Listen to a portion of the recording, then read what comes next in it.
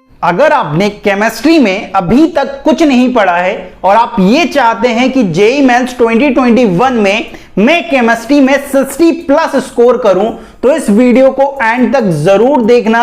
आप बहुत आसानी से केमिस्ट्री में 60 प्लस स्कोर कर सकते हैं जेईई मेंस 2021 में। तो चलिए शुरू करते हैं।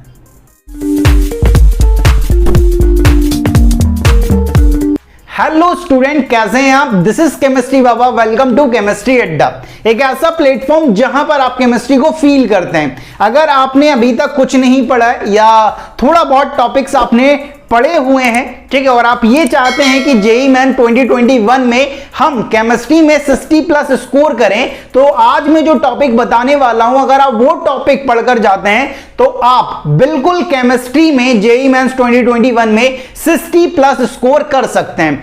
बगैर टाइम गवाए अपन स्टार्ट करते हैं। यहां सबसे पहले अगर मैं सॉल्यूशन टॉपिक की अगर बात करूं, सॉल्यूशन जानते हो आप सरल टॉपिक है। अगर इसमें से अगर मुझे एक टॉपिक पढ़ना पड़े जिससे मैं गारंटी के साथ ये कह सकता हूं कि यहां से तो क्वेश्चन जरूर आएगा, वो है abnormal colligative property. Abnormal colligative property मतलब जहां पर आप वांट ऑफ फैक्टर आई का यूज करते हो, ठीक है, that is relative lowering in vapour pressure, elevation in boiling point, osmotic pressure, ठीक है, एलिवेशन इन बॉइलिंग पॉइंट, ये सारे जो आप पढ़ते हो एबनॉर्मल कोलिगेटिव प्रॉपर्टी जिसमें आप वांट ऑफ फैक्टर आई का यूज करते हो, उस टॉपिक को जरूर पढ़कर जाएं सॉल्यूशन में। सॉल्यूशन में कुछ पढ़ो या मत पढ़ो, लेकिन एबनॉर्मल कोलिगेटिव प्रॉपर्टी जरूर पढ़कर जाइएगा, वहां से डेफिनेटली क्वेश्चन फ्रेम होता है यार। ये शॉर्ट टॉपिक है कि यहां से तो क्वेश्चन बनेगा ही भाई।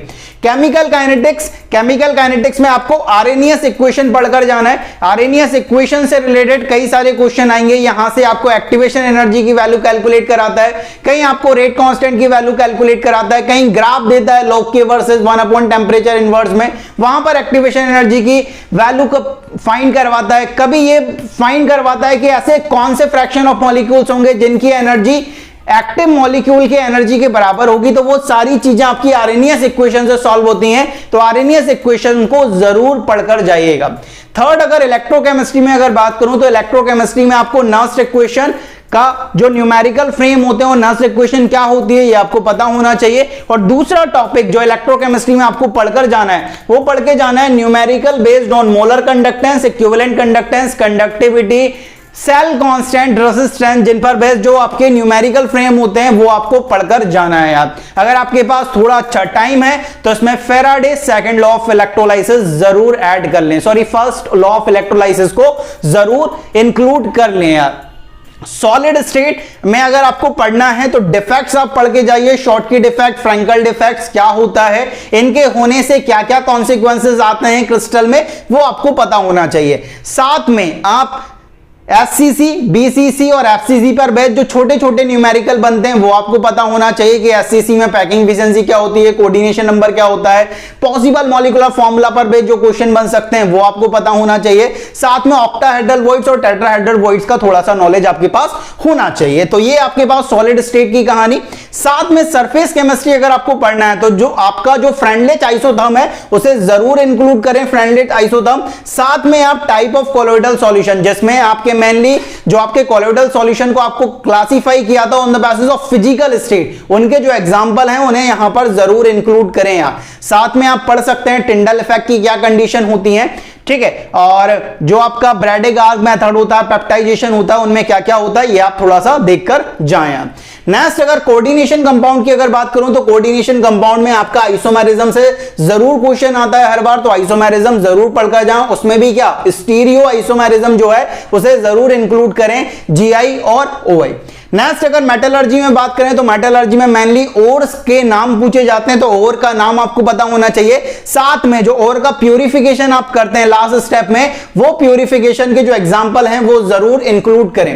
नेक्स्ट, आयनिक इक्विलिब्रियम में अगर आप पढ़ के जाना चाहते हैं तो आप केएसपी पढ़कर जाएं, सॉल्युबिलिटी जो प्रोडक्ट रहता है उसके जो न्यूमेरिकल्स हैं वो आप पढ़कर जाएं। नेक्स्ट, पीरियोडिक टेबल में आपका एटॉमिक साइज जरूर इंक्लूड करें। एटॉमिक साइज में मेनली आप लेंथेनॉइड कॉन्ट्रैक्शन, आइसोइलेक्ट्रॉनिक सीरीज की एटॉमिक साइज आप किस तरह से निकालते हैं वो सारी चीजें, साथ में आईपी और उसकी एप्लीकेशन जरूर पढ़कर जाएं। इसमें मेनली आपको एक्सेप्शंस ध्यान रखने हैं, ये ध्यान रखें, एक्सेप्शंस ध्यान रखने हैं। यहां पर जो भी नए नए जो अलग अलग फैक्ट्स आते हैं, उनको थोड़ा सा ध्यान रखने की कोशिश करें।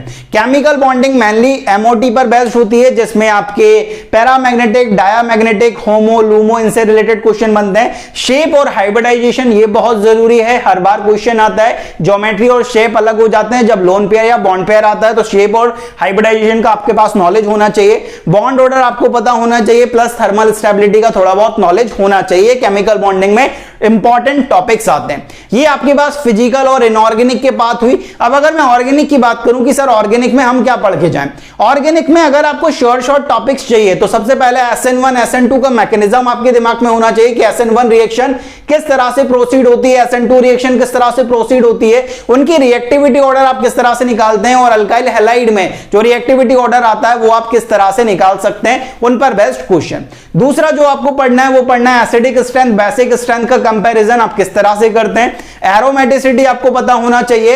एनसीईआरटी में अगर कन्वर्जन्स आप कर रहे हैं तो एनसीईआरटी आपका पास बेस्ट ऑप्शन है, एनसीईआरटी के कन्वर्जन जरूर करके जाएं। साथ में practical organic chemistry plus name reaction आपको पता होना चाहिए। इतने से टॉपिक अगर आपको ऑर्गेनिक केमिस्ट्री में आते हैं तो ऑर्गेनिक केमिस्ट्री के आप क्वेश्चन कर सकते हैं। इन टॉपिक की मदद से आप 60+ मार्क्स ला सकते हैं यार, कहां पर, जेईई मेन 2021 में। तो ध्यान रखें कि अगर इन टॉपिक्स को आपने पढ़ लिया तो इन्हें बार बार रिवाइज करें, अगर आपने नहीं पढ़ा तो इन्हें पढ़ने की कोशिश करें यार, ठीक है। तो ये इंपॉर्टेंट टॉपिक्स हैं आपके पास और इन्हें अपने रिवीजन में जरूर इंक्लूड करें। तो मिलते हैं अपन नेक्स्ट वीडियो में। अगर आप ये चाहते हैं कि मैं हर एक चैप्टर का कौन कौन से इंपॉर्टेंट टॉपिक्स हैं, चाहे वो नीट के लिए हो या जेईई के लिए हो, वो कौन कौन से ऐसे टॉपिक्स हैं जो आपको जरूर पढ़ना चाहिए, अगर आप फुल स्कोर करना चाहते हैं केमिस्ट्री में तो कमेंट जरूर करें, उस पर वीडियो जरूर लाऊंगा। तो मिलते हैं अपन नेक्स्ट वीडियो में, तब तक के लिए पढ़ते रहिए। जय हिंद, जय भारत।